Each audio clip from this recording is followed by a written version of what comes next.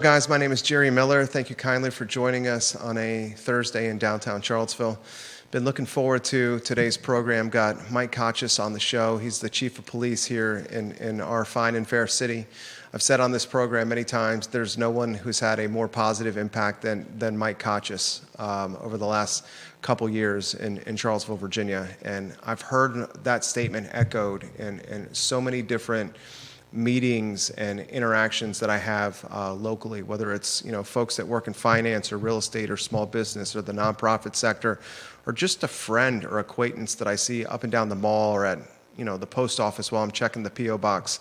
When his name comes up, there's positivity that follows it. And I'm not just saying that because he's here.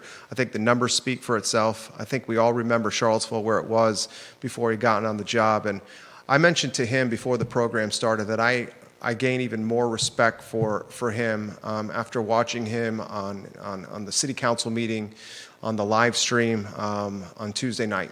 And he was presenting a camping and storage ordinance, kind of outlining the framework, the pros and cons. In fact, he had a pros and cons slide that he showed council of the camping and storage ordinance. And during his presentation, which I'd say back of the napkin was roughly about 10 minutes, 15 minutes, then he had interaction with the council members. I thought and these are my words, but I thought how the folks that were in attendance, the respect they showed him was disappointing. There was heckling, there was interruption, there were catcalls. My words, not his.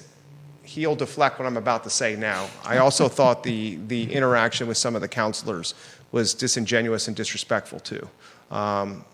Chief Kochis did not come up with the idea for this ordinance.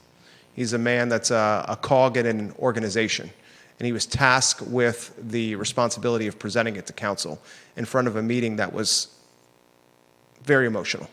And we talked about that yesterday on the show. Judah Wickhauer is behind the camera. All media watching now. I would like to give some love to our partners, Conan Owen at Sir Speedy of Central Virginia. He's locally owned and operated. Conan Owen is a Darden School graduate, and if your business has a logo and needs visibility, he's the guy to call, Sir Speedy of Central Virginia. Signage, stickers, direct mail, lanyards, badges, this banner behind me. Conan Owen, guys, is honest and trustworthy. Judah Wickhauer, if we can go to the studio camera, then a two-shot, and welcome the man of the hour, a guy who needs no introduction, Mike Kochis. We've dubbed him the George Clooney of policing.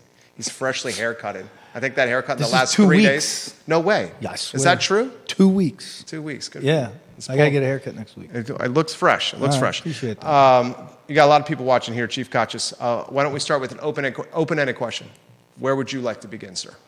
Well, I guess that's why we're here, talk about the ordinance and the council meeting. So, what did you see? All right, how about this? Give us the playbook or the flip book of what happened on Tuesday night. How we got there first, before we even got to the council meeting. Yeah, well, let's talk. So let me start off by saying this, just a few things. First of all, I've said this. I don't think that council meeting was all that bad. I've been through worse. I said this earlier. I said, you want to have an exciting council meeting? Put a data center on the agenda. Okay, that's an exciting meeting, right? No, what I saw Tuesday night though was a community that cares deeply about a topic, right? And look, that's not a bad thing. We're talking about some of our most vulnerable neighbors, and so we have folks who care deeply about it, may disagree on how to go after it. I think there's a lot of agreement that at the end of the day we need more housing, right? So how you get there, that's above my pay grade, but the people a lot smarter than me could figure that out. But no, this was a culmination. This was a result of a process that was in place since even before April. So if you remember, the city manager has really been working hard on addressing these complex issues around our homeless neighbors, right, or unhoused neighbors. And on his list was a lot of things: low barrier shelter, housing, and on there was also exploring an ordinance. And Councilor Payne brought this up from the dais that was on that list. And then in April, during 221 meetings that we had, It came up. We were What is talking. a 221 meeting? So 221 meeting is a meeting that the city manager has with 2 councilors at a time. And if there's a specific topic around a specific thing that might be within the police department's realm, then I would be present on it. If it's within, human services realm, that Misty Graves may be part of it. So that's what it is. And so the first one that was with references to this topic was back in April 3rd to be exact. And we spoke about this and had really good conversations about specifically an ordinance. We looked at Roanoke City's ordinance, which is specific to their business district. But when I spoke to their chief, one of the challenges they have is they're looking to expand it out because just having it in a business district push it into neighborhoods, right? And so they're doing their thing down there. But one of the things that came out of those 221s was that, hey, we don't want to just focus just on the downtown mall. Let's make it citywide. So, and then we put together a work group to draft an ordinance. That was the direction, and that's what we did.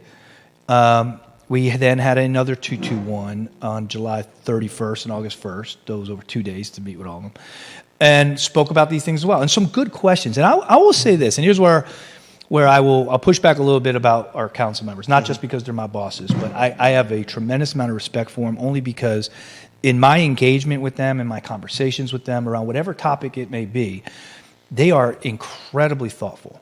Councilor Aushin, her thing was she wanted to know, will a class 4 misdemeanor affect someone from getting a voucher? Great question. Absolutely. I didn't know that answer, so I had to go research and find out. And so these conversations have been happening. We did the draft ordinance, and it was put on the agenda.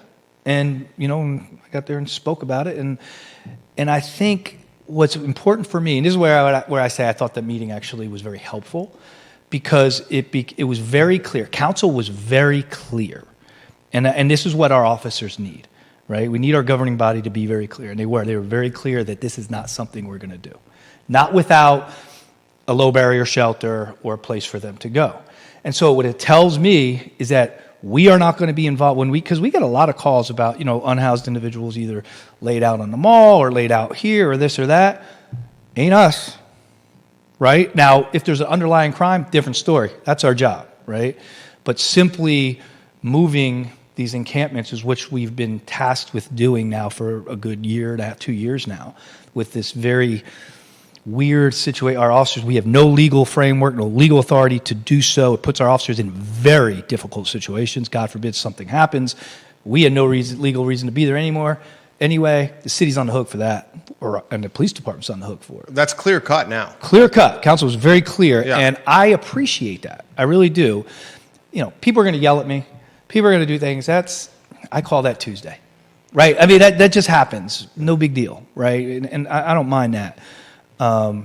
As a police chief, and I've said this before, the day I can't sit in a room and have difficult conversations about race and policing and all the hot topics of the day, and take those tough conversations, that's when I hang it up. Walk us through the mindset when you were presenting. It was roughly 10 or 15 minutes. Mm-hmm. Do you hear the heckling or the catcalls? I mean, you hear, but you don't really hear like exactly what they're saying. Yeah. I'm focused on doing my job and presenting the council. You don't strike me as a guy who gets interrupted often. Well, my wife will interrupt me sometimes. I know what that's she has no problem doing that. I know what that's right? But it's like I said, it's if you've been doing this job long enough, and if you've been, I'm going on 6 years as a chief in 2 different jurisdictions. Like, I guess perspective really helps. Yeah. So I've seen a lot worse. So, yeah. The interaction he's presenting on Tuesday night to council and the folks that are in attendance and all of us that are watching on the stream, the pros and cons of the ordinance. Mm-hmm. Perhaps that's a good starting point. The pros and cons of what was being discussed. I thought your presentation was succinct. Yeah. It was understandable. It did not use jargon. Nope. You do it at a way where a layman can understand, and you present it in an approachable fashion. Can we discuss the pros and cons of what we were talking? Yeah, I think people just want that. They don't want to be talked over. They don't want to be, make you think like you know more than them or anything like that.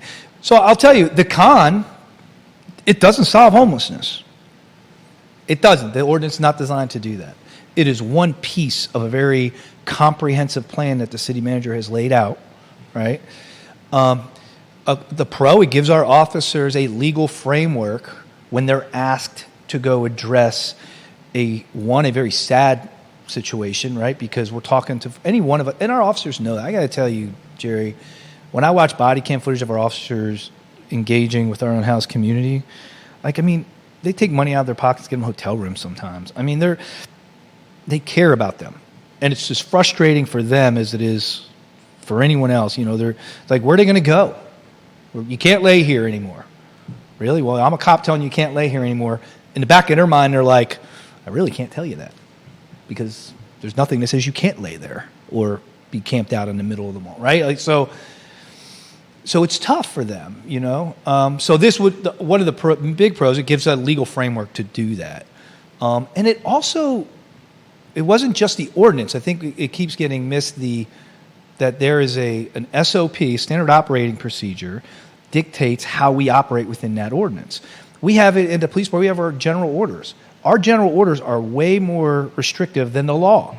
So I'll give you an example. Vehicle pursuits. If you violate the law and you run in a car, by law, a police officer can chase you. Our policy is not that simple. Our policy requires that if you run, we can only chase you if you commit a violent felony or it's a stolen vehicle or a misdemeanor involving a firearm.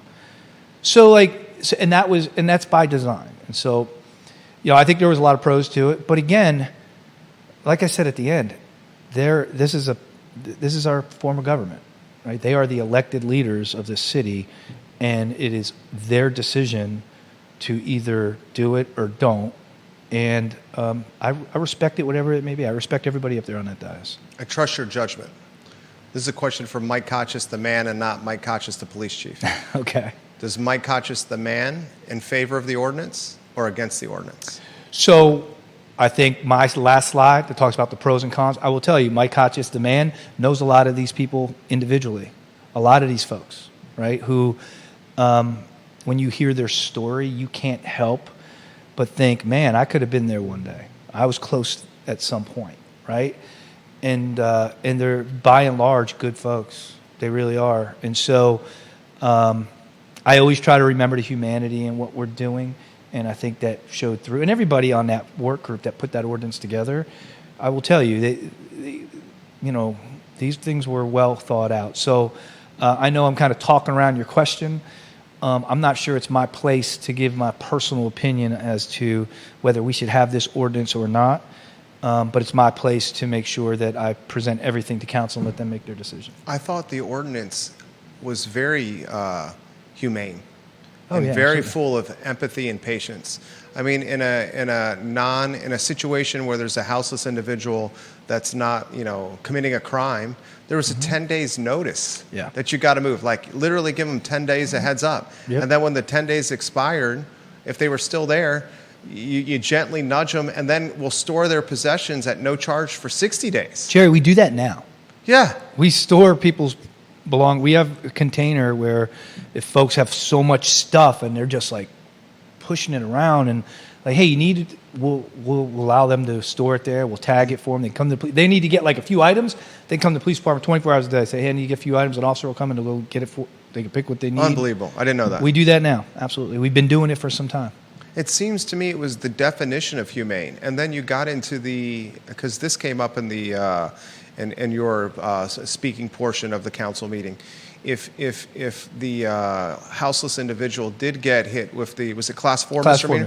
Yep. The fine, there was a fine. It was not jail time. It didn't prevent them from getting a voucher. That's correct. Right? Mm-hmm. No, it does not. So I spoke with Joe Platania. About this, and he told me, you can say that you spoke about this.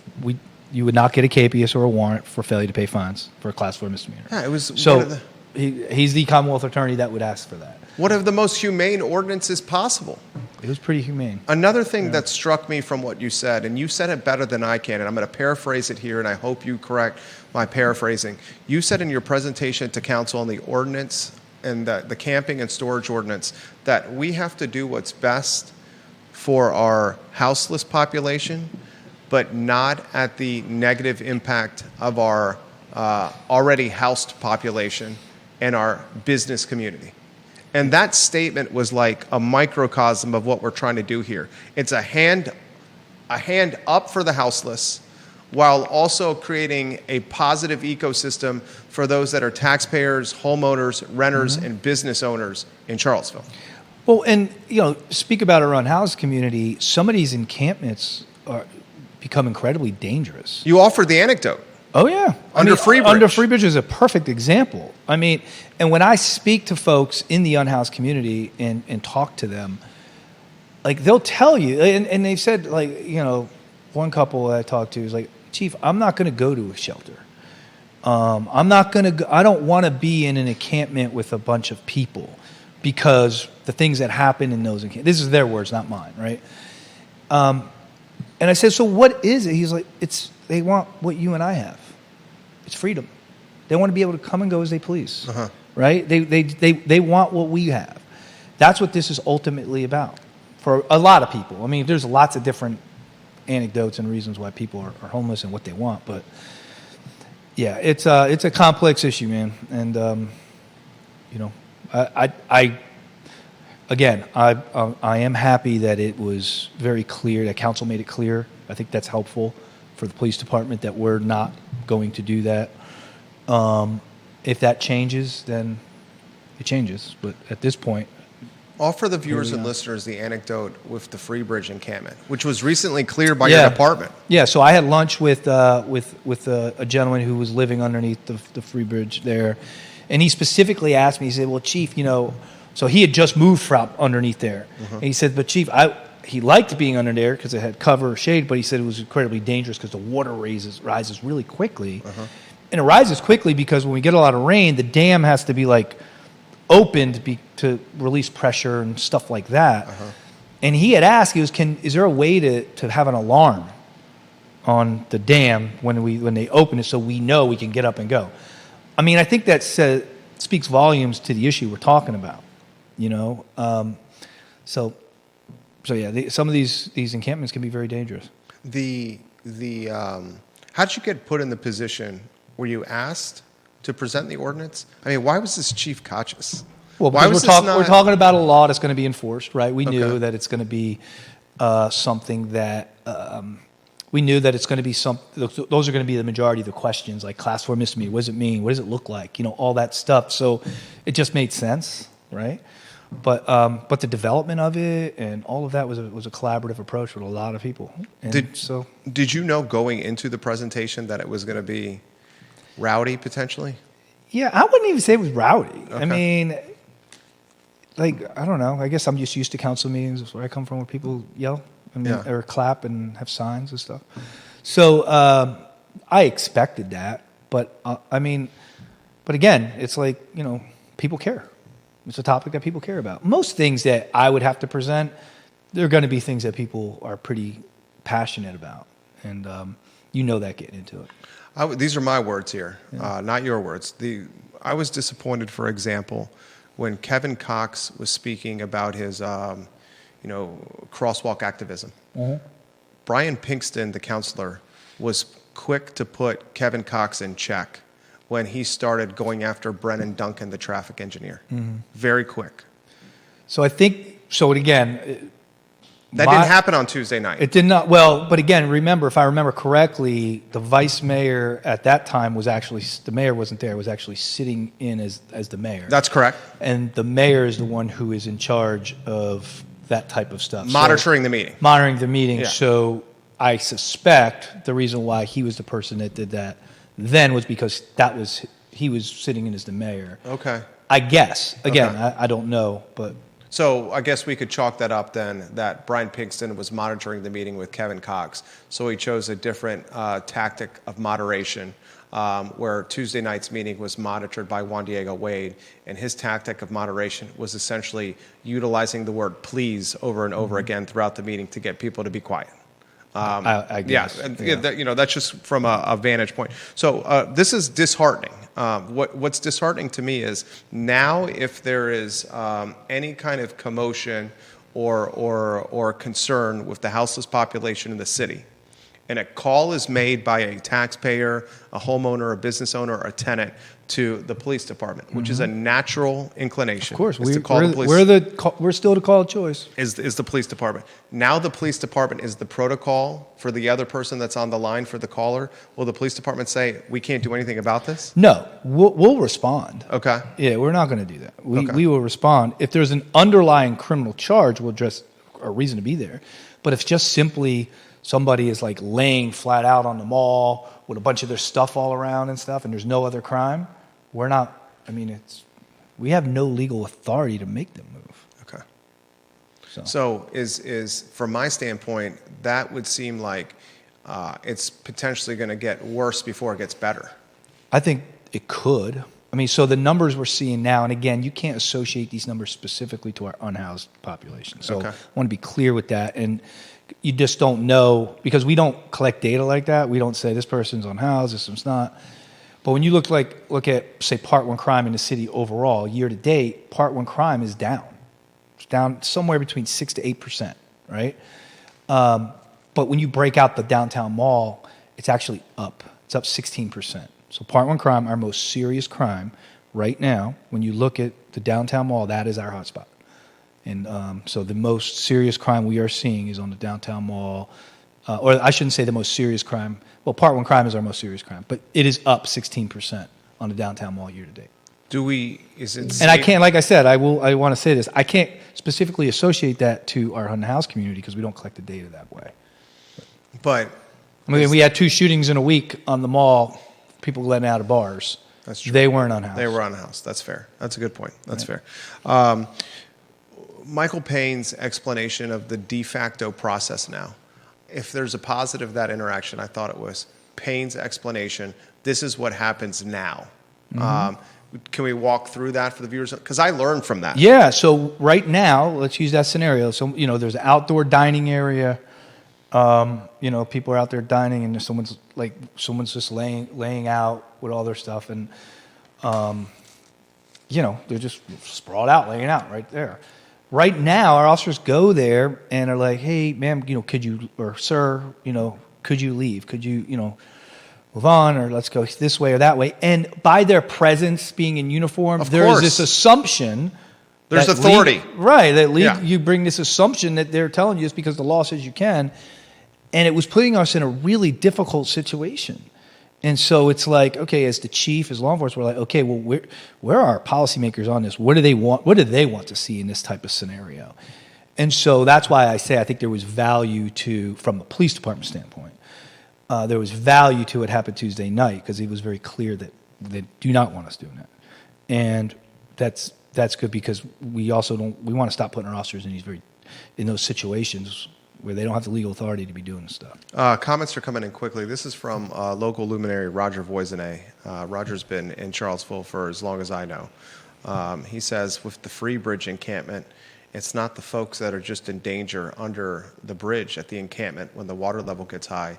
All the homes that are downriver, when the water gets high, the possessions start going down the river into their backyards. Yeah, so what we were seeing there as well, like shopping carts, there were some of those VO scooters were in the water. Mm-hmm. I guess there was a report of like batteries dripping into the water, all that kind of stuff. This question's come in. How does the police chief balance the overall safety of residents in the community with the foundation of giving the business community a strong footing? Well, it's our, we want to make sure, and this is the city council's vision in their strategic plan is that everybody thrives, right? And so that includes our unhoused neighbors, that includes our business community, right? The economic driver of this city, or at least in the central district that we call it. How do you balance it? Look, it's a balancing act in everything we do. We prioritize, where our resources are going to be deployed on a regular basis. We know that we are not the solution to violent crime, right? We're the goalie, right, on the soccer field, but we're continue to be the call of choice, and so we'll be there. What do you think the role of a low barrier shelter or additional shelter construction plays in solving this problem? It's one piece. But look, building a shelter it's not just about building a shelter. You also got to figure out who's going to run that shelter. That's another challenge that I could tell you the city manager is working through on like a daily basis. I mean, he's worked his butt off on this topic. But again, there's folks that don't want it in their backyard, right? There are folks I will tell you right now, that right now we don't have anyone to run the shelter, right? And so that's going to be the big one. You could find a building, you could throw a bunch of money at it. So that'd be a nonprofit. Or anyone. Or I guess nonprofit. The city, we don't have a department. We don't have a department in the city government that would run a low barrier shelter. What is the? Did you think CVille was a good spot for it? I don't think it's my place to say where it should be. Okay. Right? You tell me where it's going to be, and we'll work to make it safe. Okay. So I mean, I think council is going to ultimately they make that decision. So. How about the? There's been changes at the Salvation Army. Yeah, there's new leadership there. New leadership. New leadership spoke before council. Yeah. Seems to me that the shelter with partnership with the Salvation Army would be a slam dunk. But then at the same time, I understand that you need someone either in the for-profit space or the not-profit space to run the day-to-day operations. And finding someone that's going to run a low-barrier shelter is not going to be easy because of the margin of running a shelter. The business model of running a shelter is not necessarily a lucrative one.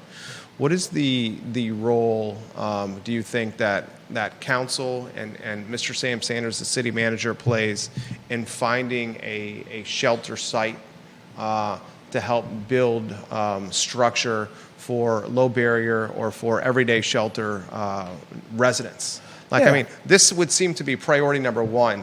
It's a major priority. I mean, look, don't get confused. It's not going to solve the issue, but it's one piece to this, right?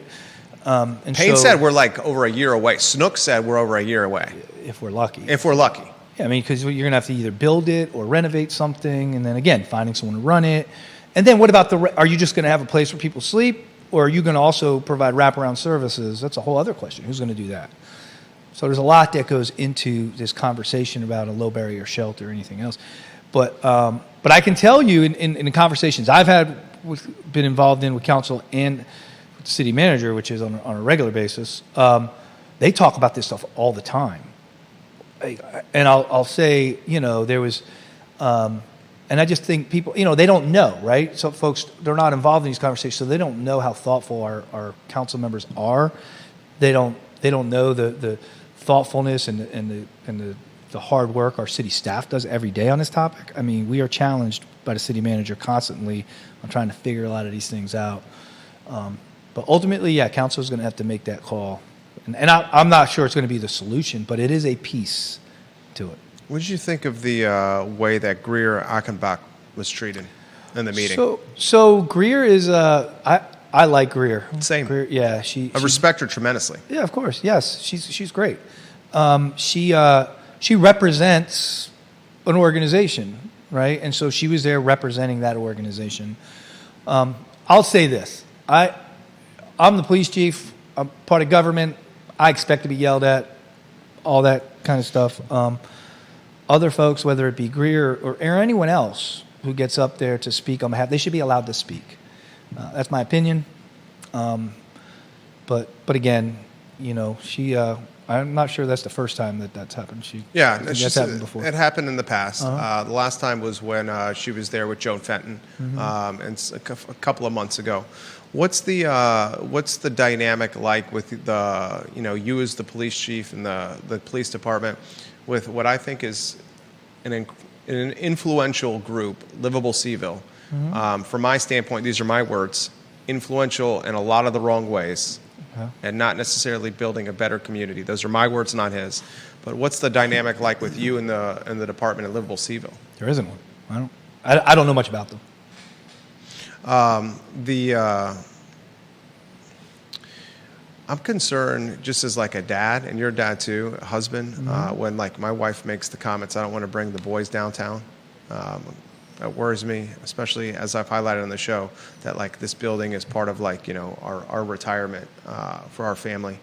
I'm also concerned that until we get this low barrier shelter built, and both Michael Payne and Lloyd Snook said on the dais, we're at least a year away from a shelter being built.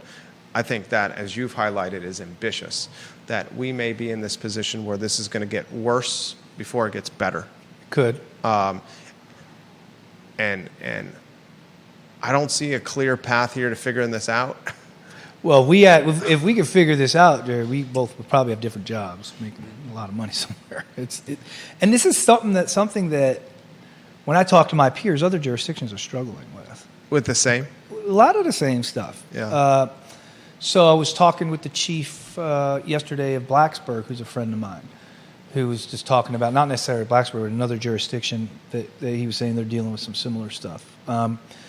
Just when I was sitting here earlier, I was talking to Chief Alexandria. We were talking about it as well, and he has other challenges they're dealing with. So, this is an issue that I think communities are struggling with across the country, and I'm not sure anybody has the right answer or a answer.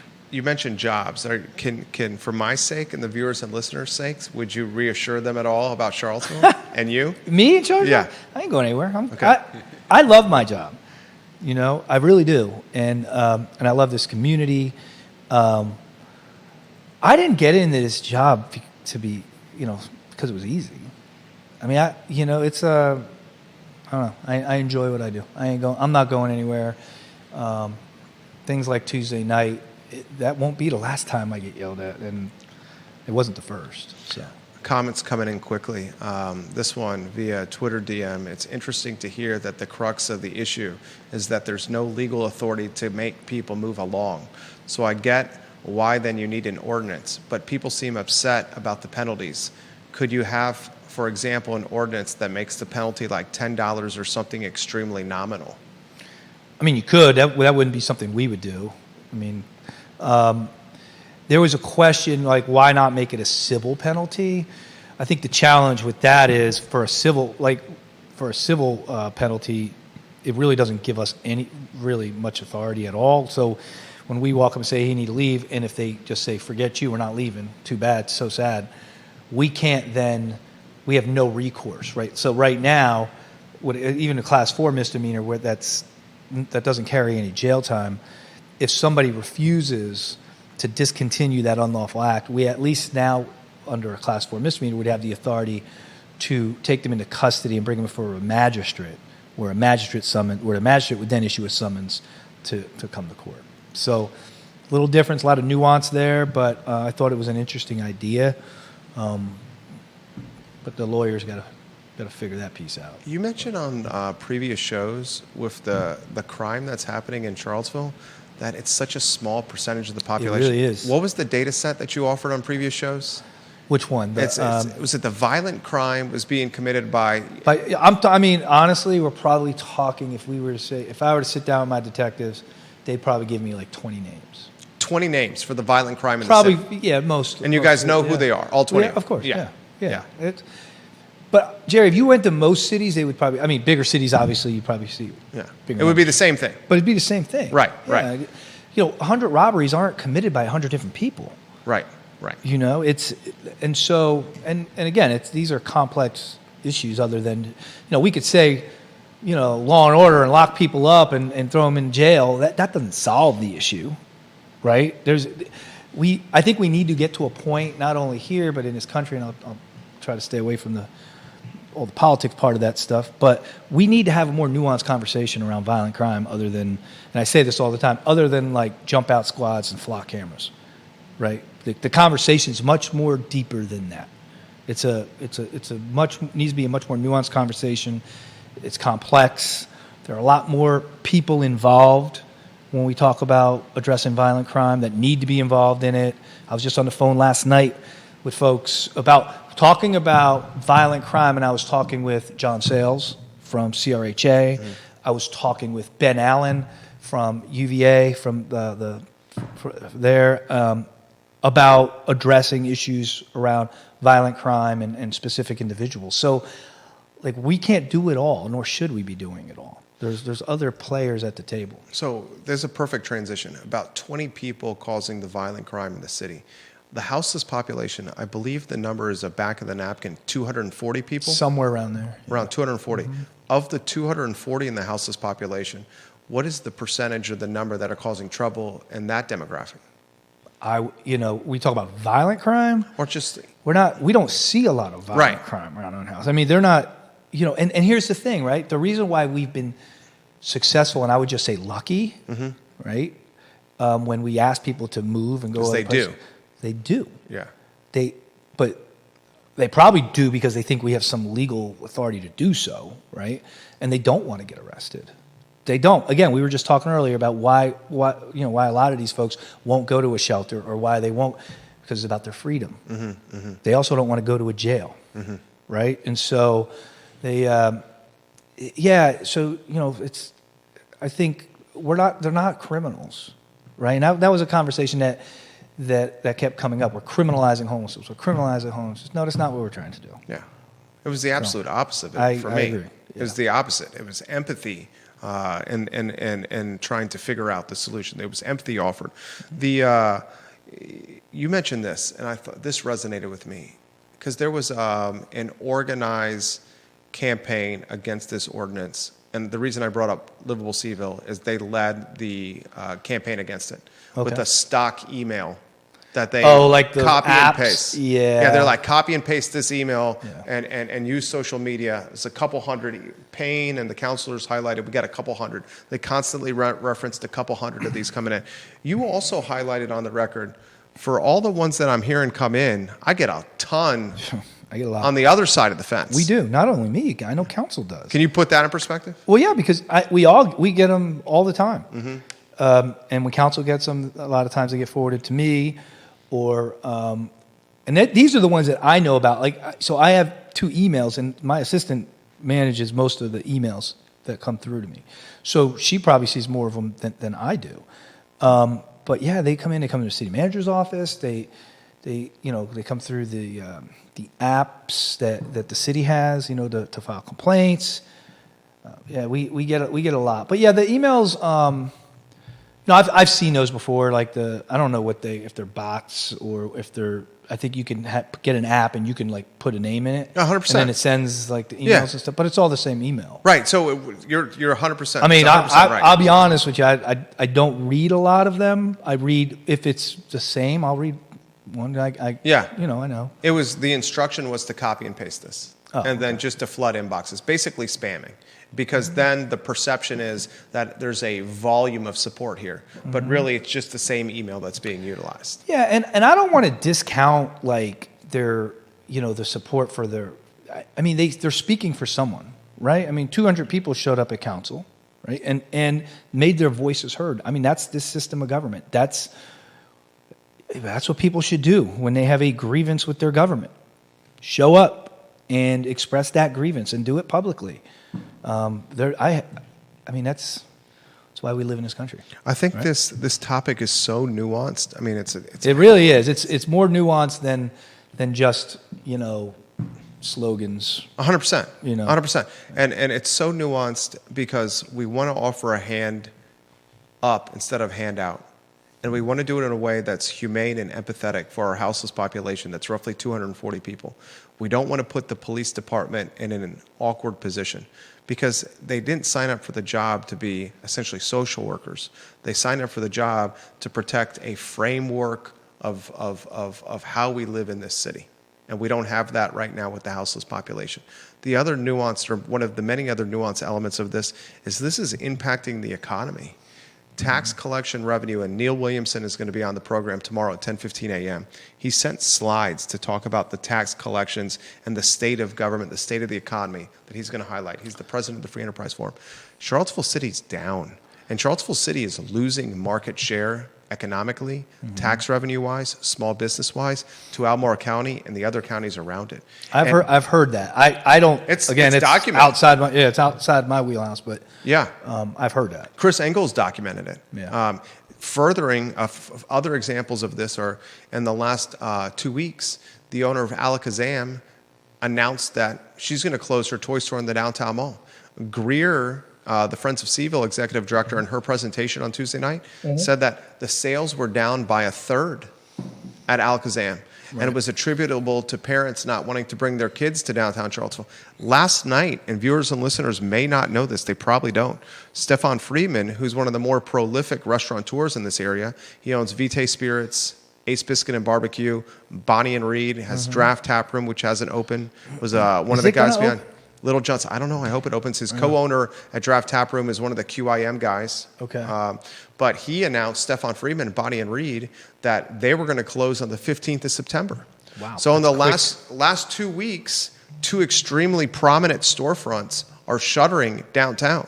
Yeah. Eventually, if you're Chris Engel or Sam Sanders, my words, or the city council, you got to start asking yourself if tax collection, incremental tax revenue, or just tax revenue based on year-over-year data does not maintain or at least increase because we have inflation, then what are we going to do about the deficit? And if we have to go to the residents to raise taxes even more, that's going to just create a nasty cycle of potentially more homelessness. Yeah, I mean, I could see that. I mean, it makes sense.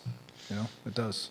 The other thing that you know that the city manager has worked to try to do is get it's a program called Block by Block, and it's like almost like ambassadors for the downtown mall where they go and they clean up. Roanoke does this for their thing, but when I was speaking to my peers and that have this, they're like, look, you can't do that unless you have some type of legal mechanism to move folks and their stuff, because then you're just going to be cleaning around it, right? So that's the other piece. I don't see how that program starts or begins until we have some type of legal mechanism to address it. Well, and we had, and this might have been before your arrival, we had the yellow-shirted ambassadors on the downtown mall. No, I was here when they did it for a little while. Yeah, okay. When I think when they did it before. UVA, I think, paid for it. They did. UVA paid for it. Yeah, and that lasted like a New York minute. Yeah.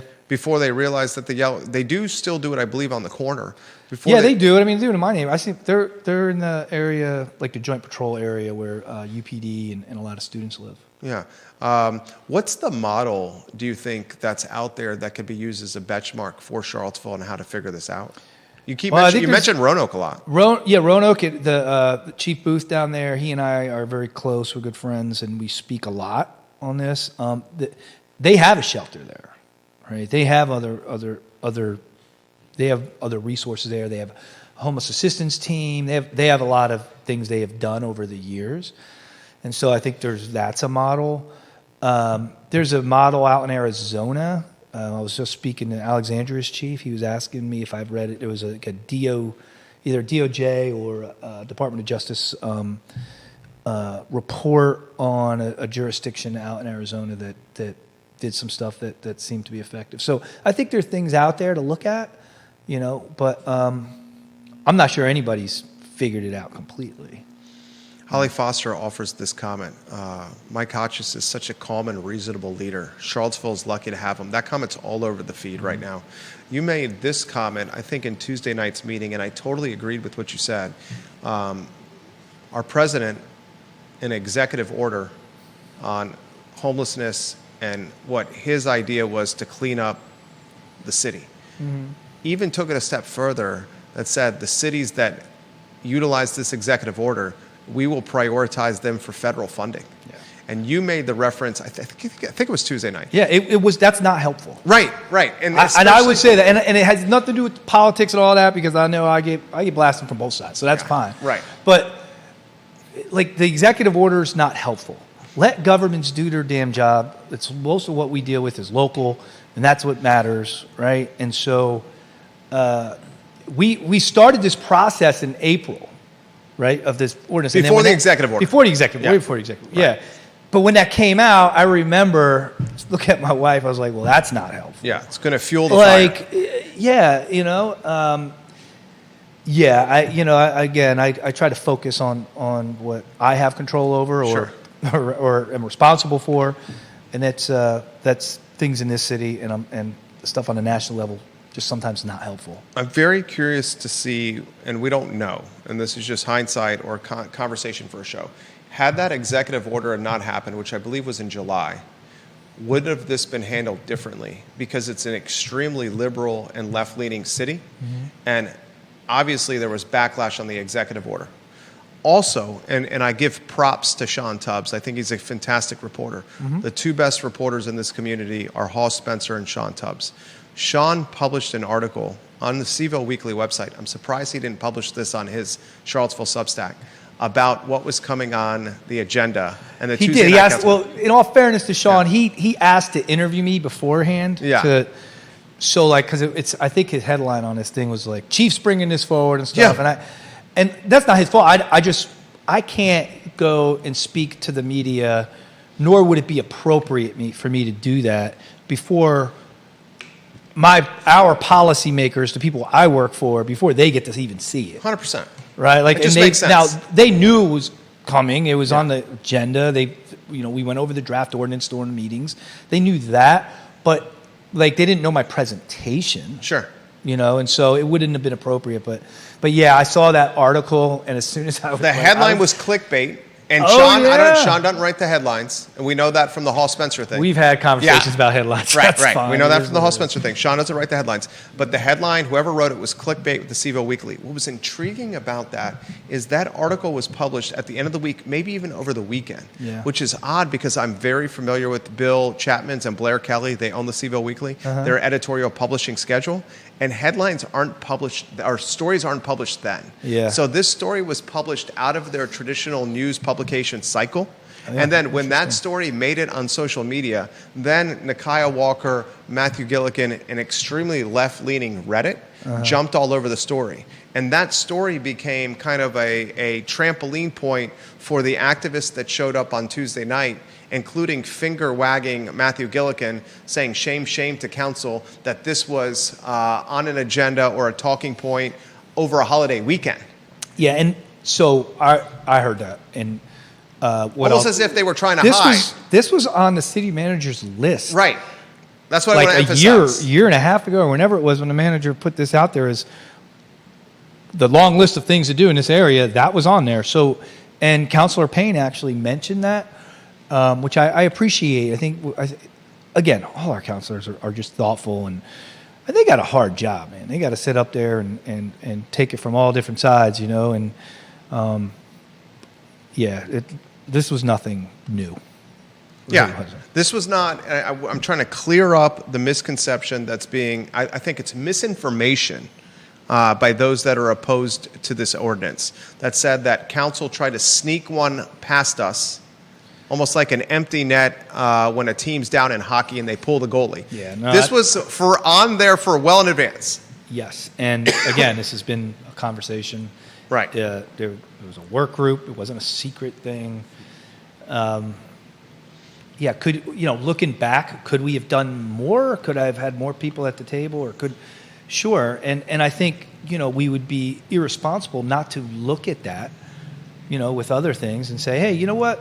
Next time we put a work group together, maybe involve these folks or this person or that. We should be having those conversations, So, but yeah, that didn't happen. I mean, like I said, this was on the manager's list, as Councilor Payne said. And on a public agenda. Yeah. Well in advance. Neil Williamson, the president of the Free Enterprise Forum, highlights the 2025 first quarter retail report. It's a year-over-year look on sales tax revenue collection, 2025 versus 2024. And in the first quarter of 2025 in Charlottesville City, tax collection, local sales tax revenue collection, was down more than 2.5 points. Does that include meals tax? That includes the year-over-year local sales tax revenue collection. Yeah, okay. Yes, sir. So that's all tax collection. Down 2.5% just in the first quarter. He's going to come on, Neil, tomorrow at 10:15 a.m. on our network to talk about where we stand now. But this is an extremely important point to emphasize. And Chief Kochis knows this very well. If the tax revenue collection continues to fall, and the city loses tax collection market share to surrounding jurisdictions, the city is going to have to make that lost revenue up somehow, and the only lever that they can pull is tax increases. On they have meals very tax, few levers. Very few levers. Yeah. So that probably would mean a real estate tax increase or a meals tax increase, and those are gentrifying levers. Gentrifying levers. I will say it's not getting cheaper to live in the city. Right.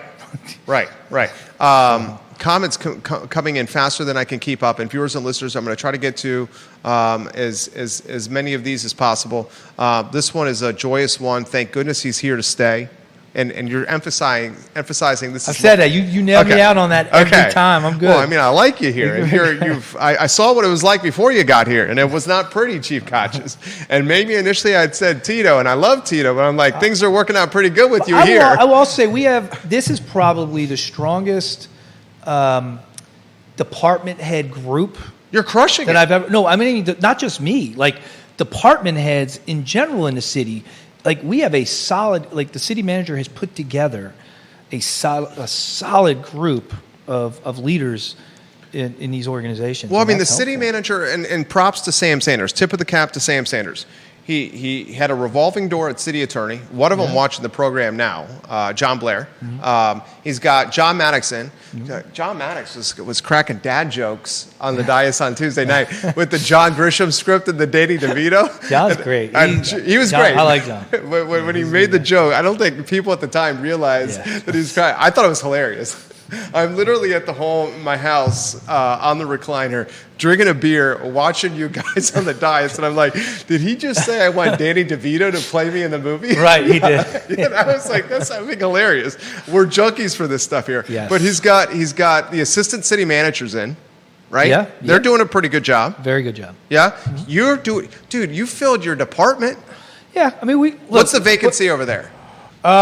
We bump up to about full staff. We're with usually about a handful. It just depends, right? We're not, people retire, leave, whatever, right? But yeah, so we're close. Yeah, we're in good shape. But like our public works director's rock star, NDS, from Loudon. She's from Loudon, I think. Kelly came from Arlington. Arlington, okay. Yep. Arlington.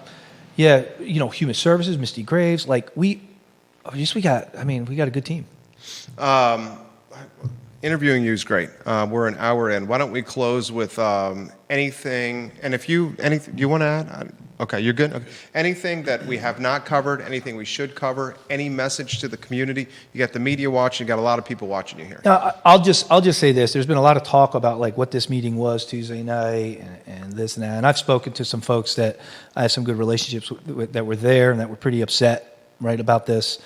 But that, again, going back to that first meeting, at Trinity Church in 10th and Page, right? You were there. The reason people get fired up is because they care. This is a community where people care about things. And this specific topic, I mean, and so we should be encouraged by that, right? I mean, we could all judge about how we should handle dissent, right? But as long as it's peaceful, like I thought it was fine, and was encouraged again that we got some clarity, and that our community cares about these things. Mike Kochis, guys, the chief of police in Charlottesville. I'll say it again. I will continue to say this. There's no person, man or woman, that has had more of a positive impact on Charlottesville than Mike Kochis, and I sincerely, sincerely mean that. It was a dangerous time in Charlottesville before he arrived here. And he was put in a difficult predicament on Tuesday night, and he managed it with grace and level-headedness. And I can say, just from my standpoint, I would not have handled it nearly as well as he did. And he handled it extremely well. I think the future is bright, and I've asked him twice. He's staying here, which is good. For the viewers and listeners that we didn't get your questions My wife and I even bought electric bikes. Get out of town. And we ride them all around, and it's great. And, you can't do that in a lot of places. So fantastic. So we may see Chief Kochis on an electric bike?